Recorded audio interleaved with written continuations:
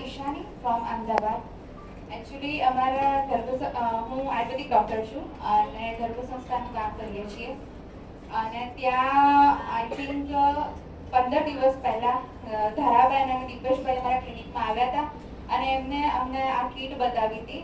અને હું સાયન્સ તો તરત સમજી જ ગઈ હતી બિકોઝ અમે સ્ટડી કર્યું છે અને કઈ રીતે મેગ્નેટ અને ઓક્સિજન લેવલના લીધે આપણું બ્લડ સર્ક્યુલેશન આખી બોડીમાં કઈ રીતે જાય છે અને સેલ આપણો જે કોષ છે એનો છેલ્લો ખોરાક ઓક્સિજન જ હોય છે. અને એ આપણે પહોંચાડી દઈએ તો કોલેસ્ટેરોલ છે, બીપી છે, થાઇરોઇડ, પાર્કિન્સન્સ, કોમાના પેશન્ટ, પેરાલિસિસ બધું ઠીક થાય છે. વેરિકોઝ વેઇન હોય કે કઈ બી વસ્તુ એનો છેલ્લો ખોરાક ઓક્સિજન જ છે.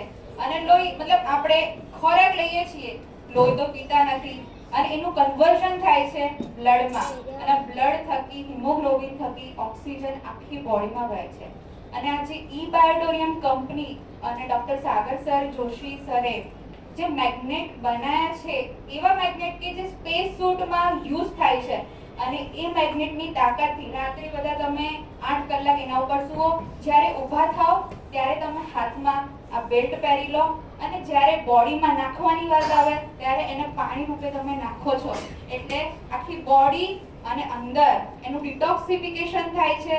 યુરિનનો ફ્લો તમારો વધશે, તમારા ફીસીસમાં સ્ટૂલના પાસ રૂપે તમારા ટોક્સિન્સ જશે અને ધીમે ધીમે કહેવાય ને કે સ્ટમક એ કોથળી જ છે.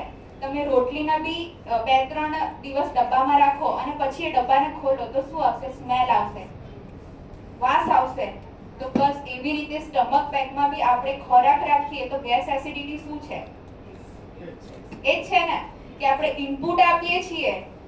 અત્યારે ઇન્ડિયામાં કેવું છે કે ભાઈ દાળ ભાત શાક રોટલી એ આપણો ખોરાક, પણ અત્યારે બધાની સેડેન્ટરી લાઈફસ્ટાઈલ થઈ ગઈ છે. તમે જુઓ, એક્ટિવા ઉપર ગાડી ઉપર જવાનું, ત્યાં બેસવાનું, પાછું આવવાનું, સૂવાનું. તો અત્યારે એટલો ખોરાક આપણા માટે જરૂરી જ નથી, તો બી આપણે આપે જઈએ છીએ દિવસમાં 2-3 વાર અને એ બધું ત્યાં સડન પેદા થાય અને gas, acidity, varicose vein, cholesterol, BP અને આખું અશુદ્ધ બ્લડ આખા બોડીમાં વહે. એમાં ક્યાં ઓક્સિજન મળે આપણને? અને જે વસ્તુ આપણા શ્વાસ માટે મતલબ કે જે વસ્તુ આપણી જિંદગી માટે જરૂરી છે શ્વાસ, એના ઉપર તો આપણે કામ કરતા જ નથી.